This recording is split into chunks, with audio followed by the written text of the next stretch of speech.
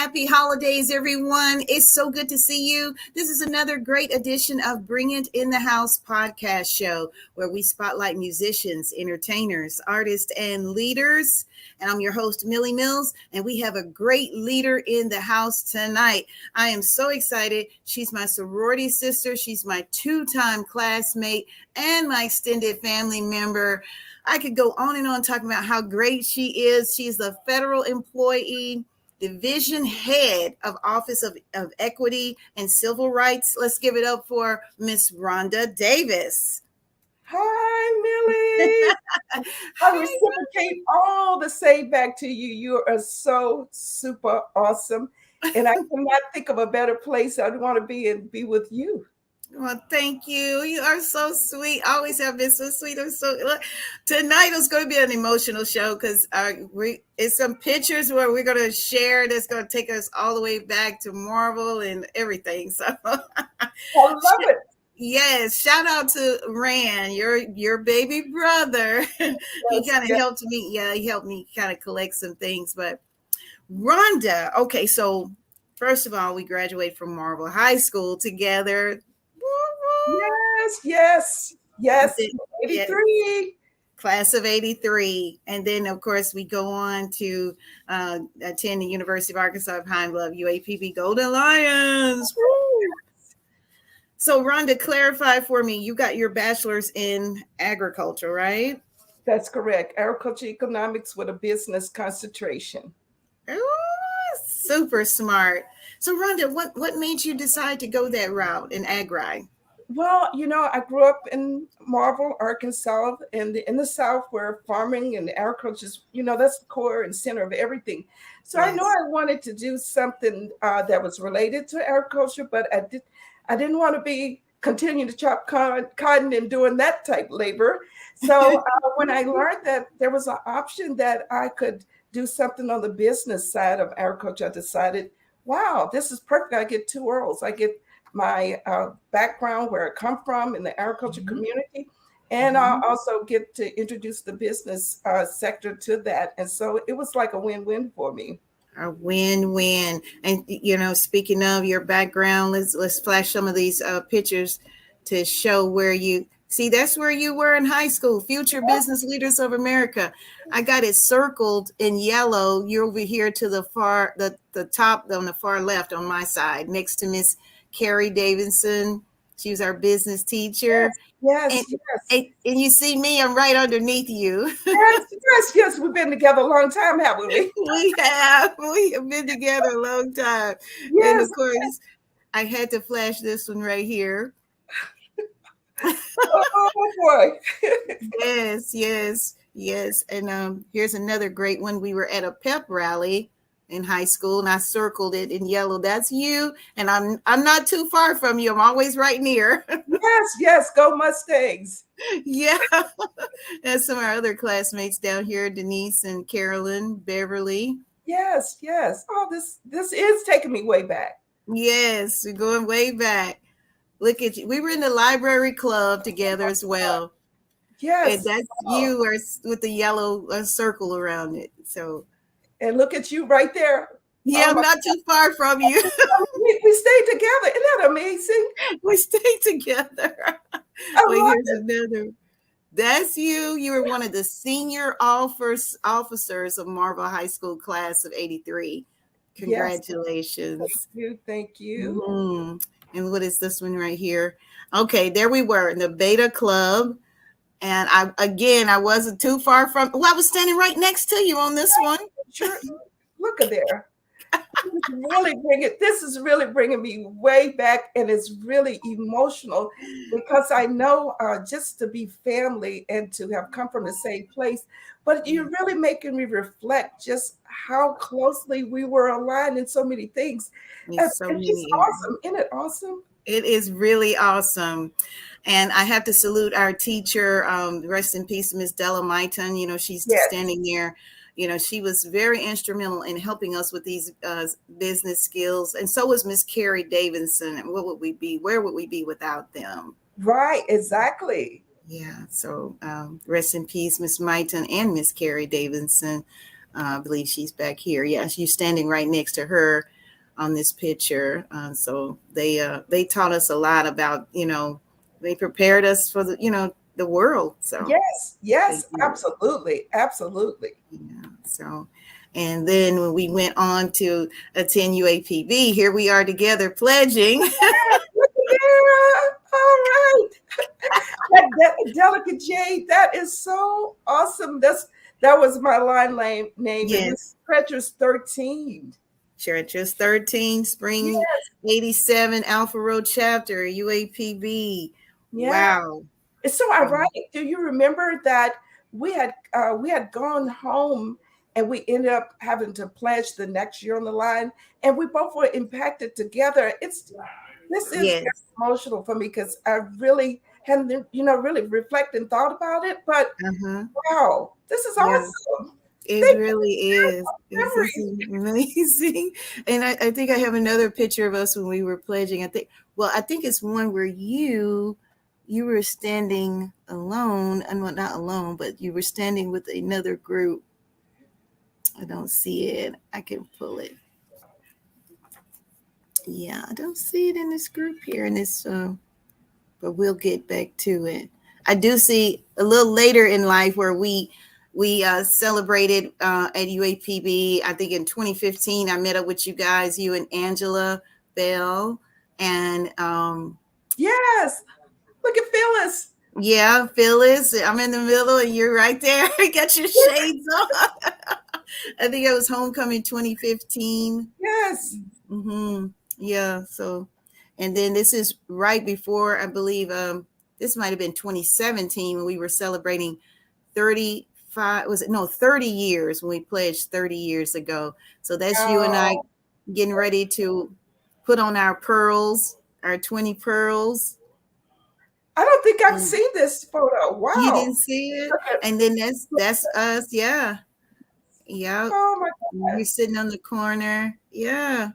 So we That got treasures. a lot of great memories there. A lot of great memories. I'm just so thankful to have shared so many wonderful memories with you. I'm trying to make sure that I shared them all. Yeah. Oh, look at there. Yeah, no. Oh, yes. And Rhonda, were you the first generation to pledge and your family to pledge a sorority? I know I was. Yes, yes. First generation Mhm, college student and first mhm. generation to pledge. Yes. Yeah, we Me shared too. that. Yeah, both of us. Mhm. Yeah. Yeah. So I'm just so proud and so honored that you took time out, to talk with us.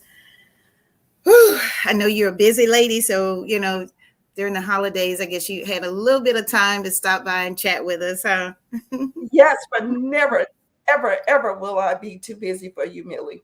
Never, ever. Oh, thank you. I hope I don't get teary eyes.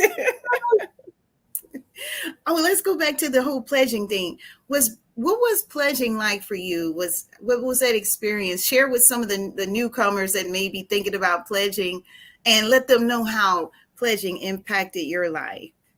Oh, yeah, it was really a unique experience for me because I really had no prerequisite, no one that in my family who had experienced it before, and you hear all Mm-hmm. the things about it. But it was such a unique bonding during our pledge period when we had study time. It's actually my grades. I believe that it really just significantly solidified me as a student because you had to spend so much time studying together. We did a lot of Mm-hmm.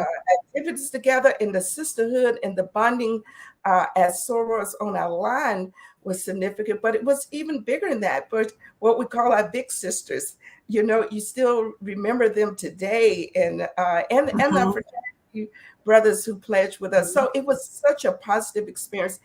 And today, I would promote anyone who's thinking about joining a grad chapter or pledging in undergrad, that it's something that it sets you apart in a unique way, that your sorority sisters are there for you when and you never know what walk in life that you might need to rely on a sister, and that sisterhood is really That's strong. right. So it was really, really positive, very positive experience for me. Yes, look at you. At attention. We were in the Rose Garden. We were singing, and you were standing by between Lynn and Calandra. Yes, yes, yes. Yeah. That was a serious thing there. Well, I took the sorority and the pledging process as a really serious process. I really could, at that time, see the value of the unique bonding as a sorority sister. Yes, yes. And what it really stood for back then, I mean, it's great how it has grown, but back then it was more about the merit and the culture, you know, Yes. yes, putting in the work, doing a lot of work for the community and helping to change society, Yeah, giving back. And giving back. that still stands with me, stuck with me. Even today, Yes. I'm Mhm. very active and engaged in giving back Me and too. look at and paying it forward and just trying to realize that it's not about you as a single individual. It is about your contributions to society and making a difference in society, and knowing that individuals, especially like you say, first generation of college Hmm. students, Hmm. individuals from towns where they may not even had a lot of exposures that some of the largest cities have, been able to reach back and pay that way. It means so much, and I still try to do that today. Me too, Rhonda. And you do a great job with it. And And you are wow. awesome. You do such a great job. I admire to even live up to that standard. No, come on. No.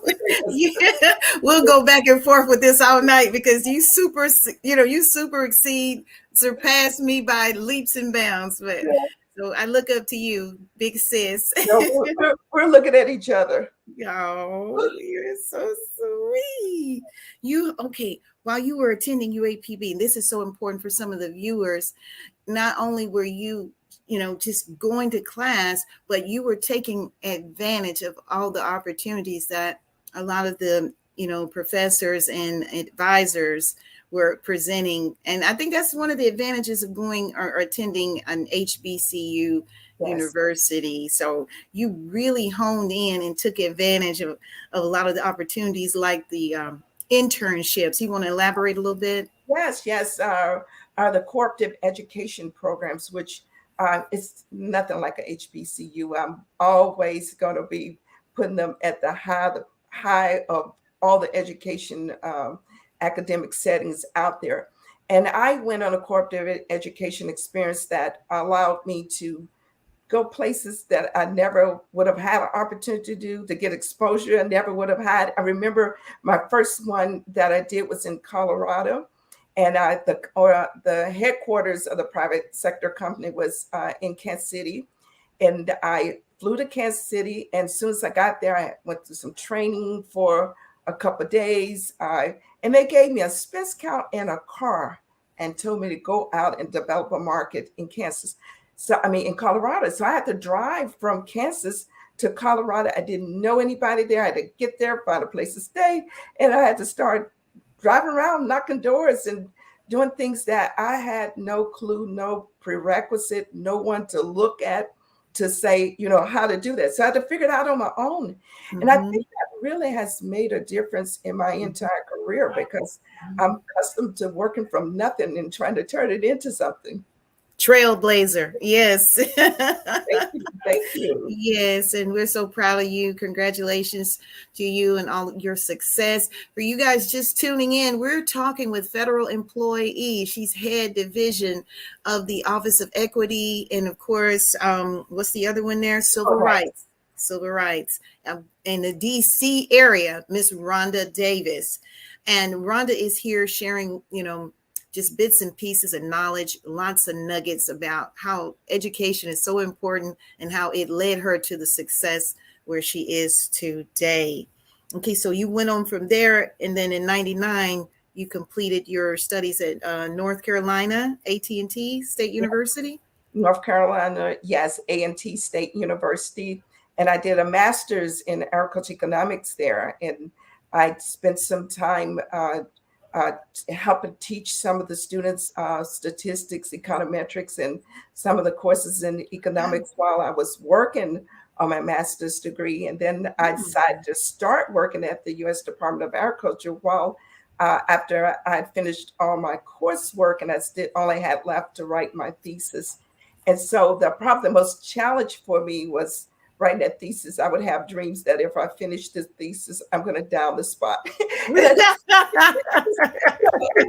took me like an extra year just trying to that shouldn't taking me that long. But I think psychologically, I had really messed with my head. But fortunately, I really just dug in and made sure that I did it. And some of the information in my thesis, my faculty member published. And so it's kind of a big deal to get published, especially at that time as a master's student. Most of the time, that's the PhD students with their dissertations. But that whole experience was another experience that was molding me to let me know that when times get rough or when you feel like you just can't get over a roadblock, how to just, prayer and God has been there at the forefront of all of it. So I don't care what I'm going to always say that was at the forefront, but how to just dig in and hone in on maybe what is the real major roadblock that's holding you back and try to see, can you chip at it till you finish, and you will finish. It may seem like it's eternity, but if you keep doing it, you will finish. You are so right, Rhonda. My mom used to have a joke about this little frog that fell into like it was like a bucket of lard or whatever, but he was swimming around and he thought he was going to drown, and he just kept kicking and kicking, and he never stopped kicking. And unbeknownst to him, he kicked so hard until he formed a little solid piece of butter. And so he was able to hop onto that butter and then hop out of that pail and went on with his life. I love that story because sometimes you really don't know how long it's going to take, and you're hoping you're doing the right thing, but you're still kicking and still kicking. Yeah. And then, and you get the results that you have. So I was that frog. Yes, ma'am. You were the frog. You kept kicking. You weren't sure what it was going to do, but you was like, I know I got to keep moving. Exactly. Keep it moving. Yes. And so you went on to win and be, so many accolades and be recognized. I'm not sure if we can mention the name, but I know you were recently recognized in 2018 in one of the federal magazines in your current role. Yes. So I currently work for the National Science Foundation. It's a small independent agency out of the White House, and the agency is responsible for giving out grant funds to universities to do science research. And so we give out, somewhere between $8 and $9 billion a year. And so my role there is to lead the part of the organization responsible for making sure we're doing that in a fair way, making sure that any barriers that are created, like sexual harassment or discrimination, that there is quickly addressed, so that our funds are given out to universities where people like you and me that want to go to school and get a science degree can do that without having to having to be, blocked by discrimination or harassment or sexual harassment, sexual assault, and some of the things that can happen in those settings. So that's my role. And so during that time frame in 2018, it was in the height of the Me Too movement. And so there was a lot of publicity that we were receiving from the Congress, from the media, all forms of media, print and television, radio.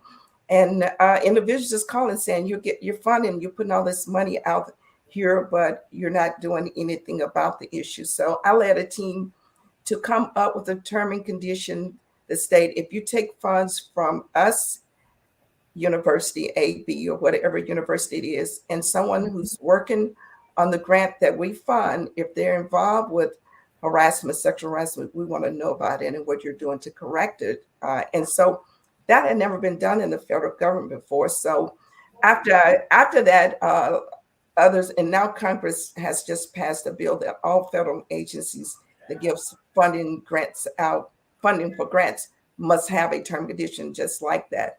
And so other countries requested me to come. They want to hear more about it. Chile, Amsterdam. I just recently got back from 5 countries a few Yes. weeks ago. And so that is something that was probably, when you think about being a first gen, the first generation to go to college, the first to do something, you may not be thinking about it right now, but you're thinking, I don't want to keep doing what I'm doing, so I'm going to step out and do it. But you never know what skill sets you learn that later on when you go into your career, that you can be the first doing some major that's all over the world. No one else has done it. You've never done before. Yes. And Yeah. so that's why I say you're a true trailblazer, for so many of us, and such an inspiration. Thank you.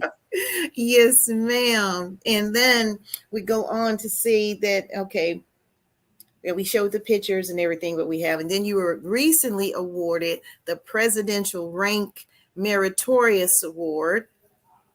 Yes. I received this in September. It's a Presidential Rank Award for Meritorious Executives. And the one that I received is the Meritorious one, and only 5% of the executives in a year, every year, can get this award, which is pretty prestigious. It comes with a nice bonus and some real recognition.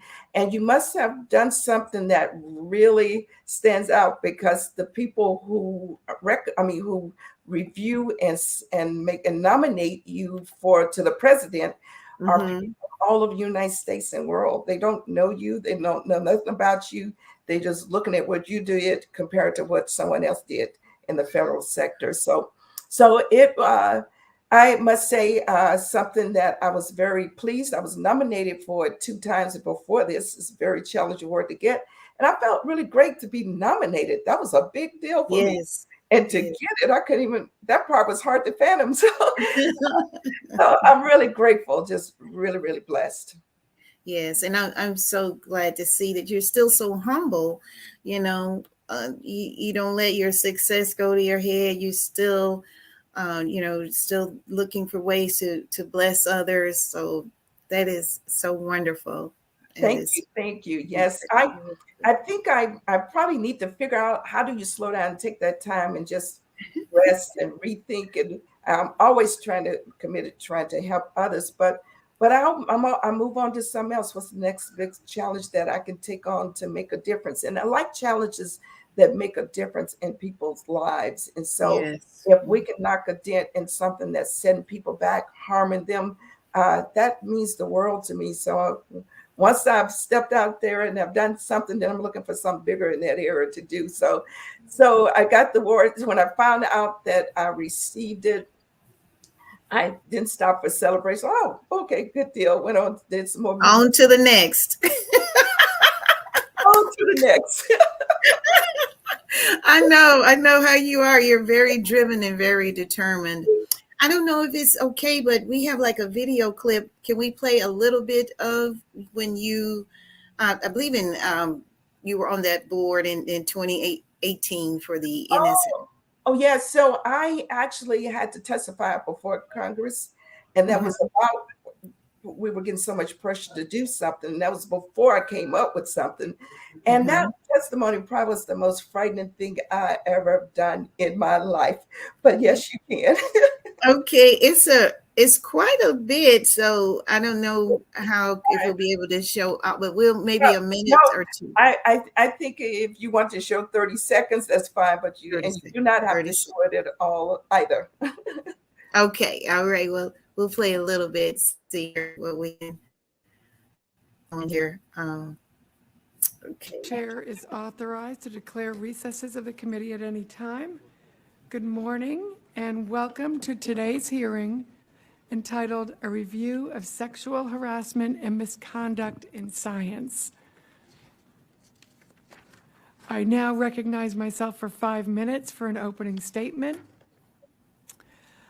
Imagine being a young astronomer and your dream of working with one of the most well-renowned astronomers in the world comes true. Then imagine. That was cool, just enough there? That was her speaking. She was heading up the hearing, and then later on we we answer Mhm. some things that they asked us. But yeah, I was trying to see, maybe if I could kind of speed it up a little bit, um, so we could get to you. I know was she the judge? That lady, well, was she's she like the the judge? chairwoman of the Without hearing. objection, the chair is authorized to declare Mhm. recesses of the committee at any time. Okay, hold on. Affect the There you careers of go. all. It is vitally important that we do not punish innocent award participants.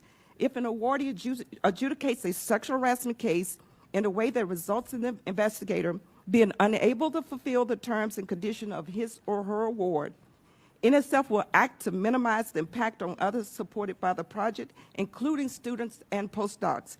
NSF is committed to doing everything within our power to help eliminate sexual harassment in science and engineering. NSF accounts for approximately 27% of the total federal budget for basic research conducted at U.S. colleges and universities, and has been vital to many discoveries that impact our lives and drive the economy. However, we cannot and will not succeed in our mission if we do not eliminate unsafe research environments that upset the whole balance of the science ecosystem, harm our scientists, and impede the very progress of science itself. With the support of this committee, the research community, and outside experts, NSF will continue to work to eradicate sexual harassment and to eliminate barriers to gender equity in science and engineering. Yeah. I think looking back at it, my heart's going. That was beautiful. I mean, how long did it take you to prepare for that? I mean, I know that was like, was it? Well, I think so. So it probably about a week and a half. You are putting your written. You have to turn in a written statement before you testify, and then you have your oral statements. And so you put together, and then they have what they call a murder board. So you go before all the leaders, and you that what you heard me saying, I would have said that to them, and then they would have peppered me with asking me different things that they think the members would ask, so that you feel a little more comfortable when you get there. But at the same time, you have no clue exactly what they may ask, so you still got to be ready at the drop of a dime to answer anything. But I'd say about a week and a half or so, 2 weeks or so, I had to get ready. Yes. And you did a great job. You could tell you were very well prepared. You had done your research, and you know, you had everything so well put together. So I think I was talking because it was a lived experience for me. I really was working to figure out what could we do to change and make a difference. So when it's something that you know, it's easy to talk about it, whether you have the prep or not, but still it's not very easy speaking in front of Congress. That is a pretty nerve-wracking thing. I know it is. I know, but you didn't miss a beat. You didn't miss a beat. Thank you. You're very welcome, Rhonda. You're still so beautiful, and you're so, you know, well versed in everything. So, but you're single. So, some of the guys are viewing anyone. This is beautiful. Let me stop, because you may already have someone that you're serious about. Well, let me just say, Millie, I think you are so beautiful, and everything that you are saying, you should look in the mirror and just repeat it to yourself, because it's you, honey. It's you.